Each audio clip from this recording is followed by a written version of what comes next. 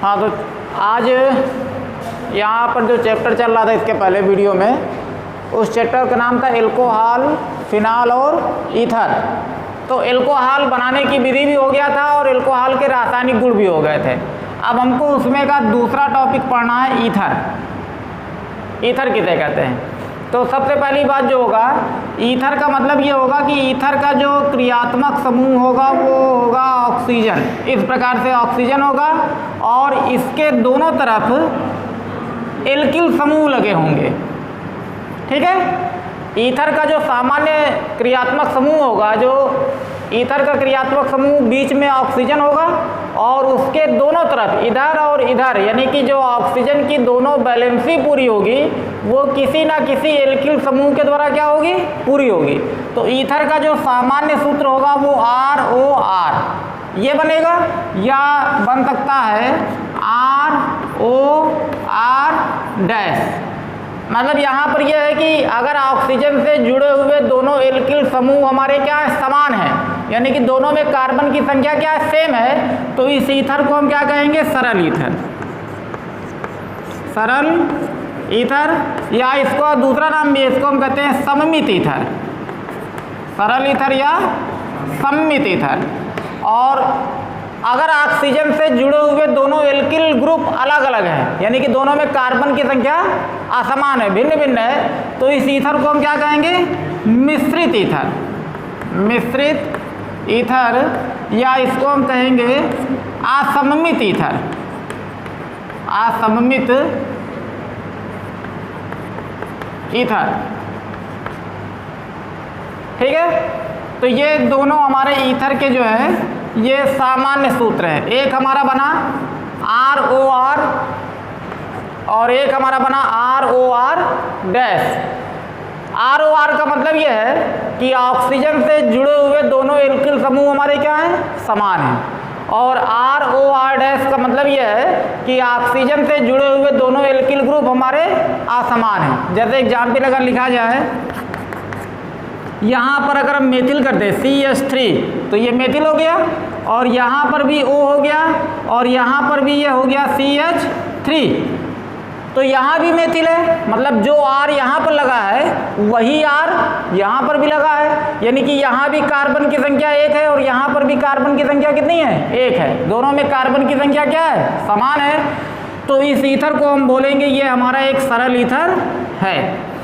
और उसके बाद में ये जो मेथिल समूह है इसकी संख्या यहाँ पर कितनी है? 2। एक मेथिल ये है और एक मेथिल ये है, तो इसका जो सामान्य नाम होगा वो हो जाएगा डाई। डाई माने क्या होगा? 2। तो मेथिल कितनी बार लगा है? 2 बार। तो ये हो जाएगा dimethyl ether. Dimethyl ether. और अगर यहाँ पर एथिल कर दिया जाए तो ये हो जाएगा C2H5O C2H5। तो ये हमारा क्या? एथिल है, और एथिल कितनी बार लगा? 2 बार। तो ये हो जाएगा डाई एथिल ईथर। यही हमको पढ़ना है, हमारे कोर्स में यही है, डाई एथिल ईथर। और अगर कहा जाए कि डाई एथिल ईथर कैसा ईथर है, तो ये एक प्रकार का सरल ईथर या सममित ईथर है। ठीक है। अब मिश्रित ईथर में आ जाएं। इसका एग्जाम्पल अगर हम एक लेना चाहें तो यहाँ पर इसको हम कर देते हैं मेथिल, ऑक्सीजन हो गया, और यहाँ पर हम कर देते हैं इसको C2H5। ये मेथिल है और ये क्या है? एथिल है, यानी कि यहाँ एल्किल समूह अलग है और यहाँ पर एल्किल समूह क्या है? अलग है। इसमें कार्बन की संख्या 1 है और इसमें कार्बन की संख्या कितनी है? 2। तो इस ईथर को हम कहेंगे ये मेथिल है, तो पहले मेथिल लिख दें। ये एथिल है तो उसके बाद में एथिल लिख दें, मेथिल एथिल ईथर। ये कैसा ईथर है? एक मिश्रित ईथर है। ठीक है। असममित ईथर है। तो कुल मिला के कहने का मतलब यह है कि अगर कहा जाए ईथर क्या है, तो उसमें सबसे पहले हमको ये कहना है कि ईथर का जो क्रियात्मक समूह होगा, जो मध्य का अवयव होगा वो ऑक्सीजन होगा, और इस मध्य के अवयव से जुड़े हुए जो दोनों एल्किल समूह होंगे अगर वो समान होंगे तो वो ईथर का सूत्र बनेगा ROR, और ये ईथर हमारा कहलाएगा सरल ईथर या सममित ईथर। और अगर ऑक्सीजन से जुड़े हुए दोनों एल्किल समूह हमारे अलग अलग होंगे तो वो ईथर हमारा क्या कहलाएगा? मिश्रित ईथर या असममित ईथर। तो हमारे कोर्स में जो हमको ईथर पढ़ना है वो सरल ईथर के अंतर्गत हमको पढ़ना है डाई एथिल ईथर, ये हमको पढ़ना है। इसको बनाने की प्रयोगशाला विधि क्या है, इसके रासायनिक गुण क्या है, इसके उपयोग क्या है, ठीक है। तो यही हमको पढ़ना है। तो इसके बाद हम हेडिंग डालते हैं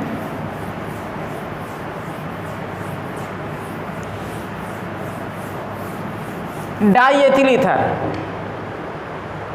डाई एथिल ईथर सूत्र क्या हुआ इसका? C2H5O C2H5। अब इसको बनाने की एक विधि हमने एल्कोहल वाले पार्ट में पढ़ी थी, एल्कोहल वाले पार्ट में, और उस विधि का नाम है विलियमसन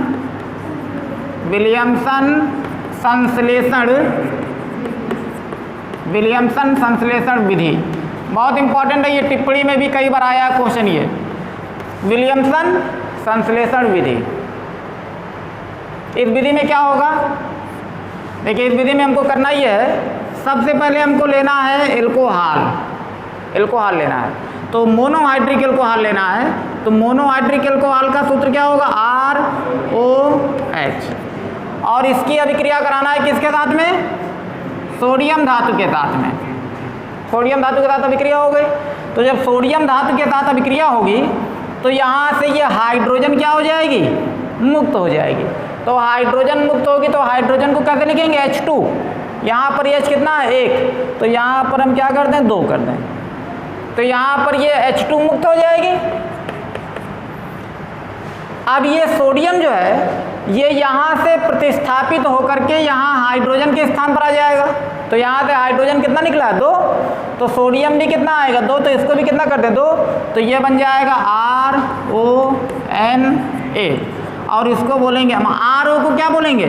अगर कहीं पर भी हमारा RO लगा है तो इसको हम बोलेंगे एल्कोक्साइड। क्या बोलेंगे? एल्कोक्साइड। और चूंकि ये सोडियम के साथ लगा हुआ है तो ये हो जाएगा सोडियम एल्कोक्साइड। अब ये जनरल अभिक्रिया है, ये सोडियम एल्कोक्साइड, ठीक है। अब इस सोडियम एल्कोक्साइड को लेना है RONA और इसकी अभिक्रिया करा देना है हमको एल्किल हैलाइड के साथ। एल्किल हैलाइड, तो एल्किल को क्या बोलेंगे? R और हैलाइड को क्या बोलेंगे? X।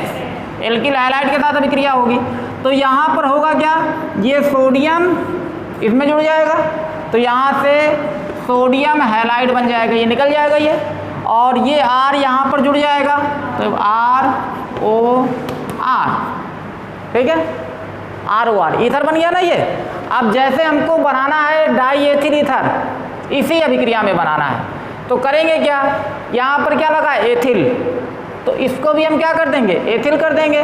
तो जैसे डाई एथिल ईथर के रिस्पेक्ट में अगर इस अभिक्रिया को लिखेंगे हम तो ऐसे लिखेंगे, इसको एथिल कर दें C2H5 और उसके बाद OH, एथिल अल्कोहल हो गया, ठीक है। और सोडियम Na, यहाँ भी 2 है, यहाँ भी 2 है तो यहाँ 2 कर दें, यहाँ 2 कर दें, H2 निकल गया तो H2 निकाल दें यहाँ पर, और R के स्थान पर क्या लिखा था? एथिल। तो R के स्थान पर एथिल यहाँ भी लिख दें C2H5 और ONA 2। अच्छा, इसको क्या बोल रहे थे हम? एल्कोक्साइड। RO का मतलब क्या था? एल्कोक्साइड। अब एल्क है, एल्क, तो एल्क के स्थान पर यहाँ कार्बन की संख्या कितनी है? 2। तो एल्क के स्थान पर क्या हो जाएगा? एथ। तो यानी कि इसका नाम हो जाएगा सोडियम एथॉक्साइड। सोडियम एथॉक्साइड, तो इसका नाम हुआ सोडियम एथॉक्साइड। अगर कार्बन के अगर यहाँ मेथिल लगा होता CH3 तो सोडियम मेथॉक्साइड होता, सोडियम मेथॉक्साइड। अब ये सोडियम मेथॉक्साइड ये बन गया ये, तो इसको ले लें यहाँ से, तो ये हो गया C2H5ONA। और अभिक्रिया किससे करा रहे हैं? Alkyl halide. और हमको बनाना क्या है? डाई एथिल ईथर, यानी कि इसको भी क्या करेंगे? एथिल।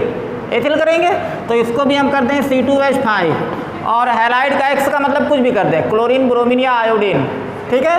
मान लो हमने Cl कर दिया तो यहाँ से NaX निकला तो ये NaCl माइनस NaCl बन गया ये, और ये C2H5 है वो इसमें आके जुड़ जाएगा तो ये बन जाएगा C2H5O C2H5 डाईएथिल ईथर। ये विलियमसन संश्लेषण विधि है और ये ईथर बनाने की हमारी औद्योगिक विधि है, ठीक है, औद्योगिक विधि है। अगर क्या परीक्षा में आता है ईथर बनाने की औद्योगिक विधि का उल्लेख करें तो इसी को लिखना है, या ईथर बनाने की डाईएथिल ईथर बनाने की विलियमसन संश्लेषण विधि का उल्लेख करें तो इसको देना है, ठीक है। इस अभिक्रिया, ये हमारी अभिक्रिया जनरल अभिक्रिया है, इसमें से हम कोई भी ईथर बना सकते हैं। जैसे डाई मेथिल ईथर बनाना है तो यहाँ मेथिल कर देंगे, यहाँ भी मेथिल हो जाएगा, यहाँ मेथिल होगा, यहाँ भी मेथिल कर देंगे तो डाई मेथिल ईथर हो जाएगा। मेथिल एथिल ईथर बनाना है तो एक मेथिल कर दो, एक एथिल कर दो, मेथिल एथिल ईथर बन जाएगा, ठीक है। तो ये विधि हमारी है विलियमसन संश्लेषण विधि, औद्योगिक विधि है ये।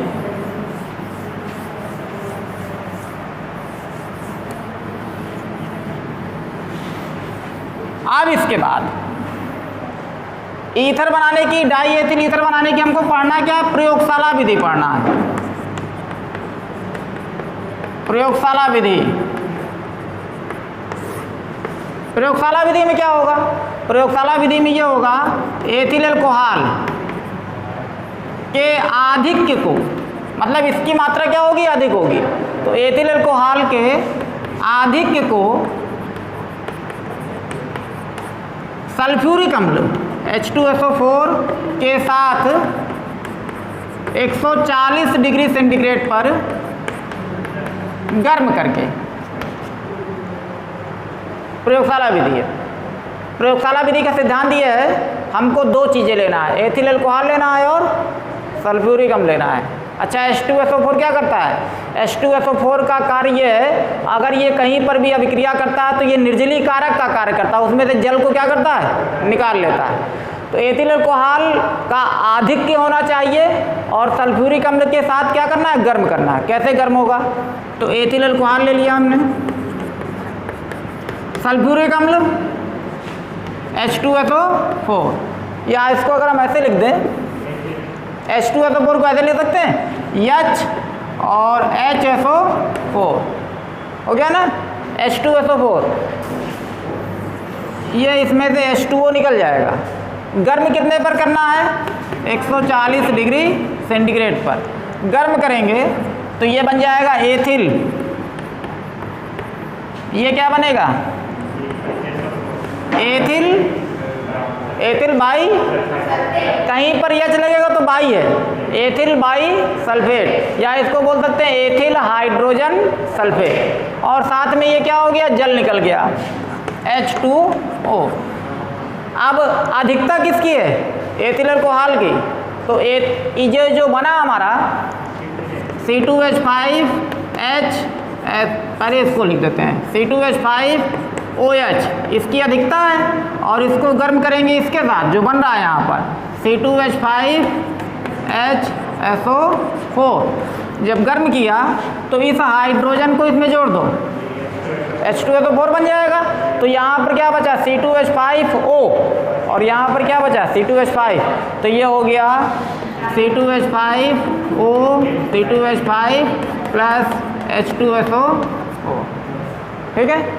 ये इसकी प्रयोगशाला विधि है। प्रयोगशाला विधि का दूसरा नाम भी है, इसको बोलते हैं अविरत। अविरत का मतलब लगातार, इस विधि से जो ईथर बन रहा है ये लगातार ईथर हमको प्राप्त होता रहता है, इसीलिए इसको बोलते हैं अविरत ईथरीकरण विधि।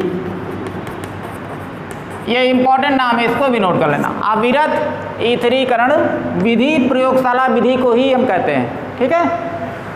प्रयोगशाला विधि में सिद्धांत यह है, एथिल अल्कोहल का आधिक्य होना चाहिए और इसको सल्फ्यूरिक अम्ल के साथ 140 डिग्री सेंटीग्रेड पर गर्म करते हैं। जैसे परीक्षा में आता है क्वेश्चन, क्या होता है जब एथिल अल्कोहल के आधिक्य को सल्फ्यूरिक अम्ल के साथ 140 डिग्री सेंटीग्रेड पर गर्म करते हैं, तो क्या बनेगा? डाई एथिल ईथर बनेगा। ठीक है, अब एक करना है हमको,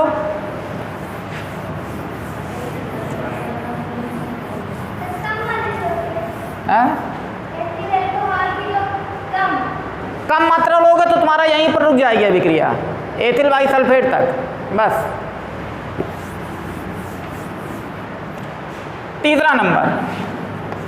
तीसरा नंबर यह है एथिल अल्कोहल के निर्जलीकरण द्वारा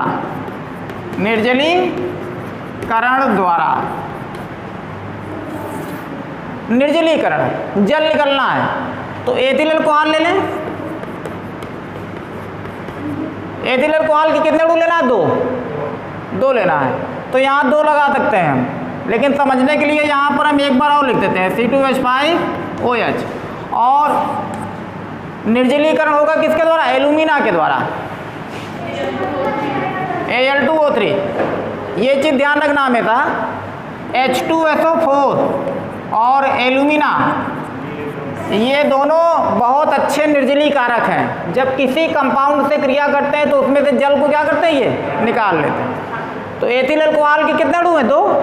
तो जब इन दोनों की अभिक्रिया होगी, इसको गर्म करेंगे, तो यहाँ से हमारा ये जल क्या हो जाएगा? निकल जाएगा। तो ये -H2O हो गया, बचा क्या? C2H5O C2H5, तो ये हो गया C2H5O C2H5।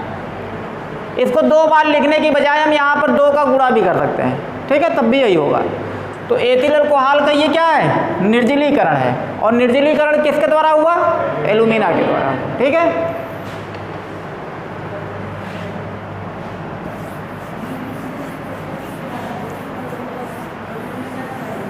चौथा नंबर है, चौथा नंबर एल्किल हैलाइड। तो एल्किल हैलाइड का सूत्र क्या होगा? RX। एल्किल हैलाइड की सिल्वर ऑक्साइड Ag2O से क्रिया द्वारा